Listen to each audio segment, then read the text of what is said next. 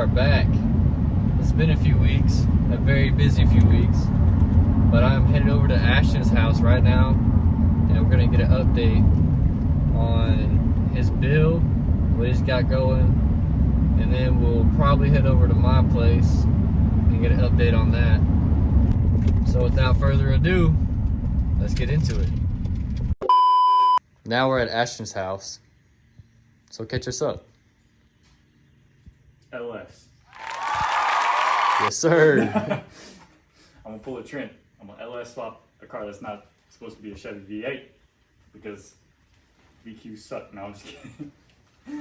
Went and picked this up. It's a little rough around the edges, but it'll clean up. Gonna redo the heads. No, redo the heads. What am I talking about? Hold up. This is the stuff that I'm ignorant about, though. Like, this is the stuff I don't know enough to be like Vaydor.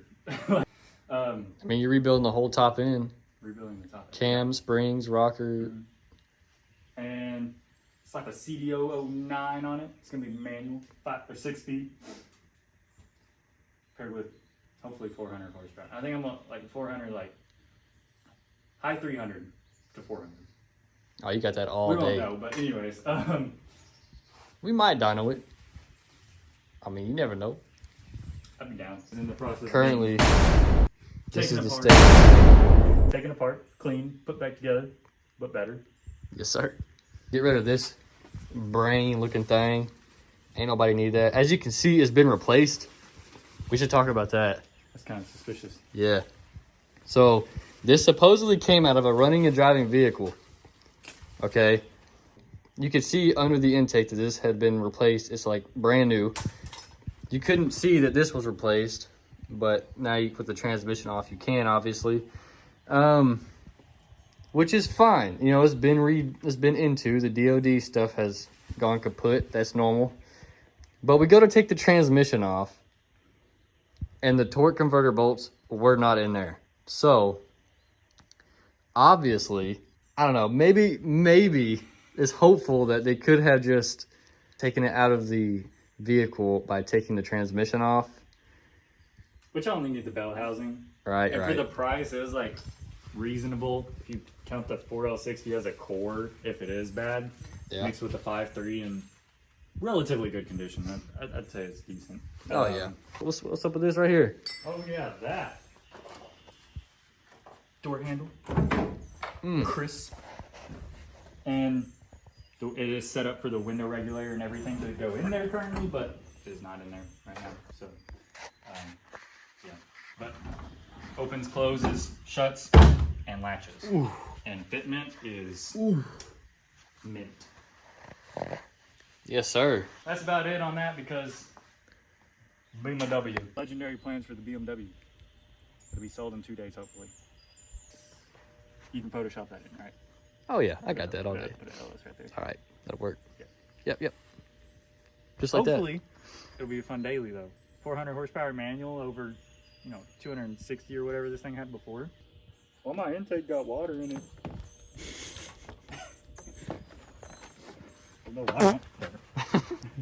So you're telling me an LS fits in there? Yeah, easier than your Mustang. Shots fired. You're probably right though. No, I don't think it does, but the G30... I'm pretty sure from what I've seen, the G35 is taller on the backfire. Okay. And it tapers down lower, so it's just kind of like... I got you. Because from what I've seen, the LS literally sits like down to like here-ish. That's crazy. But, yeah, that makes sense. The VQ is like here, so it's like... Yeah. Lower center of mass, it'll take corners better, and it already takes corners pretty good. Now, I was looking at the spacing that we have right here for the front sump. Like, this is why I think they have to be custom, is because of this bevel right here. Like, I think that front sump is like this wide, and so they have to bevel them in. So, I don't know. Man, I don't know. That's pretty... Comparing that to my oil pan, as far as spacing, I think my sump would fit in there. Yeah. If all else fails, get a front sump. I don't know if I could take it to get it welded because I ain't trying to weld aluminum, and just get them to bevel those edges right there just to fit in here. It would cost me probably $200 less. Yeah. And who knows, you may not have to. But you're saying other people do? I'm saying, yeah, everyone else has. So you're talking about getting a sheet metal style, right? Yeah, I think that's what all of them are made out of. They're Yeah. not cast like yours. Yeah, because the cast ones, you can weld those, but it takes a special somebody. Yeah. But yeah, it is really tall if you think about the height from Yeah, down there to up there. Looking at the height between the basically K member up to there, that is actually very tall. If you take, for example, that's the entire trans tunnel. Right. That's crazy. And the trans tunnel is even big. Yeah. I mean, well, kind of.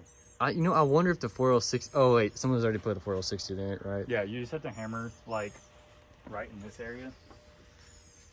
Hopefully retain the same AC and power steering. So I shouldn't have to modify any of that. Just delete or get that removed from the LS wiring harness, theoretically. Yes, sir. And make some custom brackets that bolt this to the LS and then run with it. Clean. But like low-key, the wiring is like kind of basic on this. I mean, it's a 2003, so it makes sense. But like this is the entirety of the engine harness. Literally right there. Like, yeah. I have to go take the battery out, go back into there, disconnect it from the computer. All that comes out, and the rest is literally just headlights, horn, and anything else small. I think the best mod you've done to this so far is the old tin foil. Yeah. Goes hard, low key. It wouldn't. Wait, I want to see if this actually has power. So now we're all caught up. Mm-hmm. So off to my place. Yep. All right, let's do it with no AC. Ha ha ha. So we made it back. We're at my crib now. So let's see what's new on the old LS Swap S197. All right, let's go. Let's go. So, since we've been gone, it's been very busy. But what I have gotten done, I've been doing wiring for the battery mainly. That was like running all the main power cables and all. So if you come around here and look on the alternator, I have it ran whoop, down the fuel rail, and it comes along here, and then if you come back over here, it goes down that way. And I'm gonna clean this up, don't worry about it. I've said it before and I'll say it again, I'll clean this up. And then it go whoop, and then it go under the thing, and then it go whoop, and then there it is again. But this time there's two of them, because it goes from the alternator, wraps around, goes to the starter, and then there's a second wire going from the starter all the way back to the battery, which is in the trunk. But wait, there's more. I have a ground right here on the block where the AC compressor bracket normally goes. From there, and it goes straight to the battery. So that is a definite block ground. And then I also have one underneath the vehicle that is straight from the battery to the chassis of the car. So there should not be any grounding issues. It should be very well ground. Along with all that, I have ran, apparently I have unran. Aha. So this is going to go to the fan. And I don't think I ever pointed this out, but this is the stock computer. It used to be mounted beside this thing. As you can see, I cut the bracket off, and I have relocated this ever so slightly because the turbo sits right here in this void. So anyway, I only need that one plug plugged in. I'm gonna take these off because everything works with that thing plugged in, so I'm not gonna touch anything. We're gonna let it ride. But if you follow me in here, I guess I could start off by showing the beautiful Terminator screen and all of its glory. And the old, oh, that's not bolted in. Beautiful start stop button.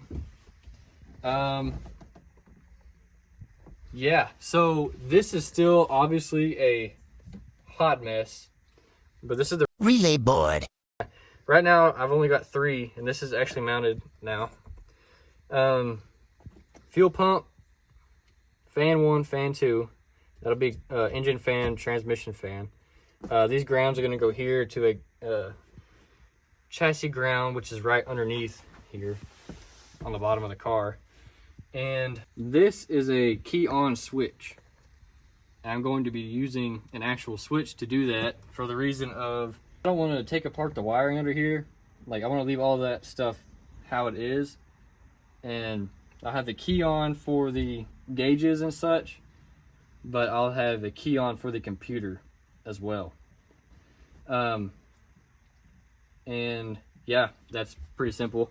I have one chassis ground I have to run, and the rest of that is kind of just for later on when it comes to dialing in the actual race portion of this machine. Yeah, I have everything basically ran under here. I need to do it a little bit better. The back seat will still fit, so that's legit. This here is going to where the fuel pump will be. I have extra because I didn't know how much I would need. And I have, this is the one that goes to the fan up front. This I have not ran yet. I don't know exactly where I'm going to put it. It should be basically right here under the vehicle. But I don't want to cut the wire just yet because I don't really know where it's going to be. But anyway, one more thing. Follow me back here. Oh. Fuel cell. Basically, that's next. Like, no, that is the fuel cell. You just pour the gas back yeah, here. I got the hose connects right there. Oh, yeah. Yeah, that'll work. I like that idea. Hey, Jim. So this is for the relays.